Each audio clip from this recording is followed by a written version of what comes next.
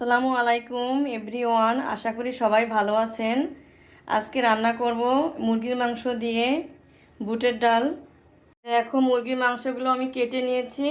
এখন এগুলো ভালোভাবে ধুয়ে পরিষ্কার করে রান্না বসিয়ে দিব। মুরগির মাংসটা রান্না করব, এর জন্য পেঁয়াজ লাল করে নিব।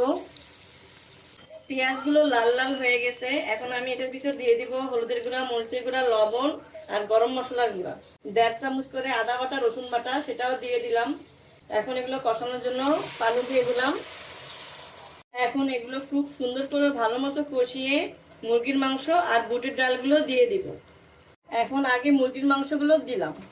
মুরগির মাংসগুলো অনেকক্ষণ কষাতে হবে, কষিয়ে কষিয়ে সিদ্ধ করে ফেলবো। তারপরে বুটের ডালগুলো দিব। মাংসগুলো অনেকখানি সিদ্ধ হয়ে গেছে। এখন আমি এখানে বুটের ডাল দিয়ে দিব। এই যে বুটের ডালগুলো এখন আমি এখানে দিয়ে দিব।